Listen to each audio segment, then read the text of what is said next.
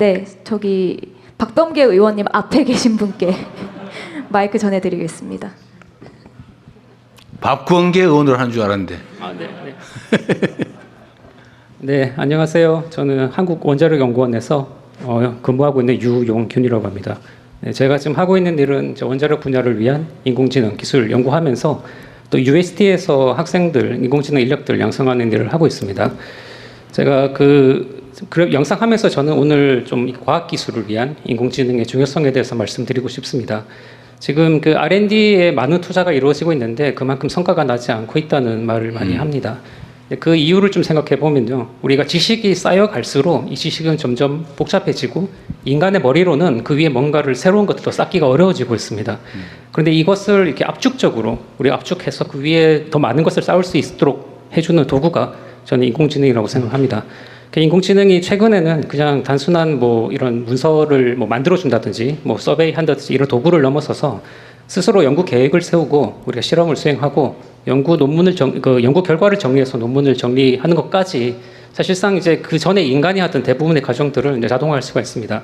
그러면 이제 앞으로 연구자들이 해야 되는 일은 모든 것을 자기 혼자서 하는 게 아니라 그 인공지능이 못하는 부분만 이제 참여해서 한다든지 아니면 인공지능을 어떻게 잘 오케스트레이션해서 잘 활용할 것인지, 혹은 인공지능이 많은 연구 결과들을 만들어낼 텐데 그 중에서 이제 좋은 연구 결과를 뽑아내는 일을 하는 것이 앞으로는 중요한 일이 될 것이라고 생각을 합니다. 그래서 이를 위해서 우리가 인력 양성도 이제는 모든 것을 내 머리로 하는 게 아니라 인공지능을 적극적으로 활용하는 인공지능 네이티브, 인공지능 증강, 인재 양성하는 쪽으로 집중했으면 좋겠고요. 그리고 이 산업계에서도 그러니까 인공지능 우리나라가 잘하고 있는 제조업이라든지 이런 바이오라든지 원자력이라든지 이런 우리나라가 잘하고 있는 분야에 특화된 인공지능 모델을 만들고, 저는 개인적으로 이제 제 연구소에서 컴퓨터를 딱 켜면은 인공지능 에이전트가 딱 떠서 오늘 이런 이제 조사를 했고 이런 연구가 좋을 것 같습니다, 이런 걸 제안해주는 시스템이 꼭 있으면 좋겠습니다.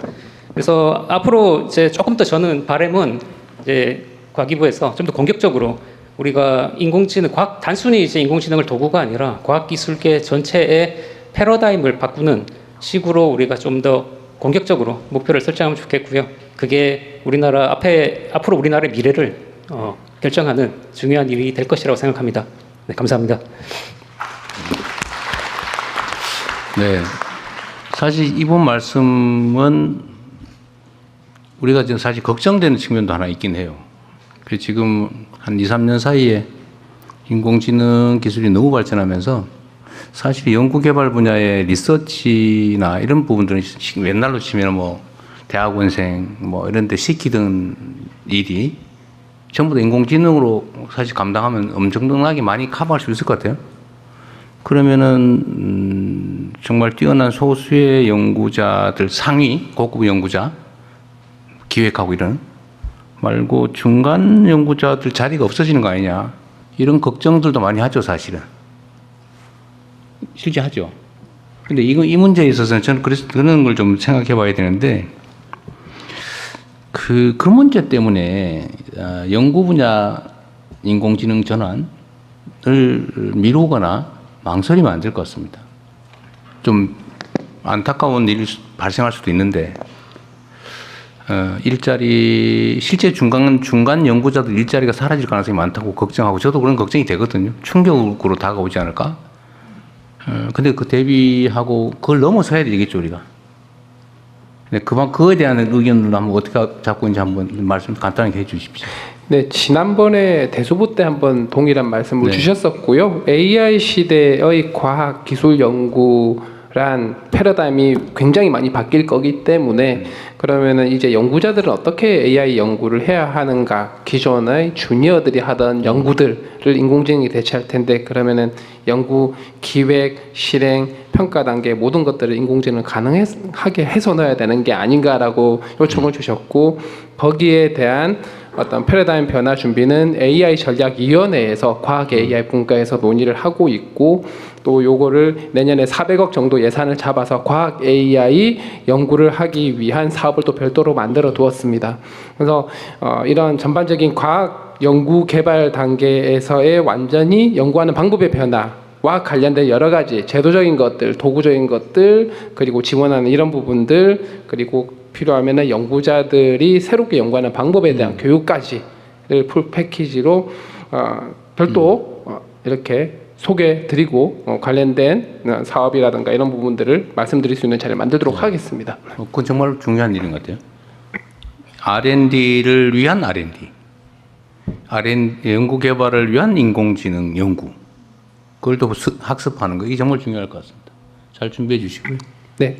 네, 저희가 그 인재 확보 중심으로 이야기를 했는데 그러면 자연스럽게 그 R&D 생태계 그리고 연구 환경 혁신 쪽으로 좀 더 자유롭게 이야기를 들어보도록 하겠습니다. 의견 주실 분 계실까요?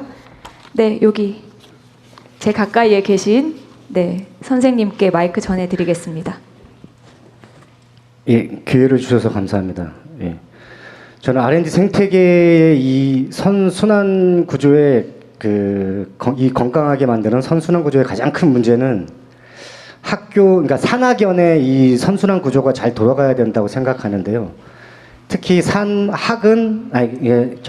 학교나 정부 출연 연구소는 어떻게 보면 공공의 개념이 강하고 산은 사적인 개념이 강하다 보니까 연구 개발이나 기술 개발이 이게 좀 충돌이 되는 부분이 많이 생깁니다. 이 영역이 조금 다르다 보니까.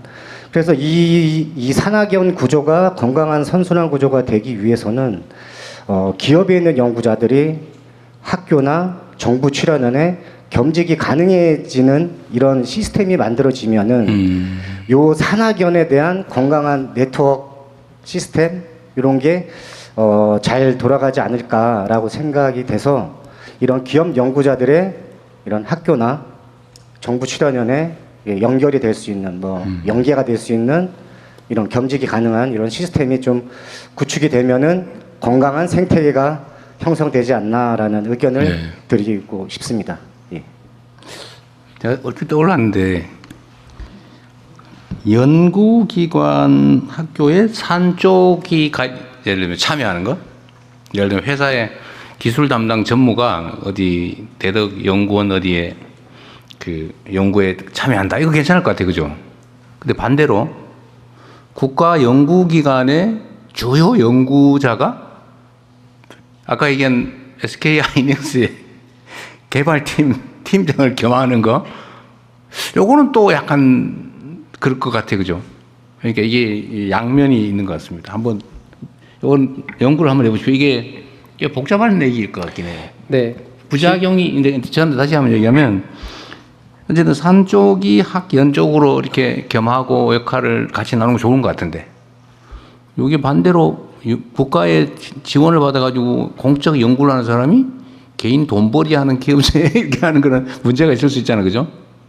그러나 둘 다 없애면 또 안 되니까 이 부작용을 최소화하면서 그 필요성을 제고하는, 효율성을 제고하는 방법이 있나 연구는 좀 해볼 수는 있겠네요. 네, 이번 대책에 기업과 학교, 그러니까 기업의 주요 연구 임원이나 연구자가 학교의 교수를 겸직을 해서 양쪽에서 월급을 받는 거는 포함을 하고 있습니다. 아, 그죠. 들어오는 건 됐는데. 예. 문제는 이제 이 연구자가 회사 가는 경우는 약간 굉장히 전략 기술이고 국가적으로 집중을 해야 되고 반드시 힘을 합해서 달성을 해야 되는 몇몇 분야가 있을 겁니다. 이런 부분에 한정해서 좀 안전장치를 만들어서 전면하게 설계를 해서 만들어 보겠습니다. 일이 많겠네요.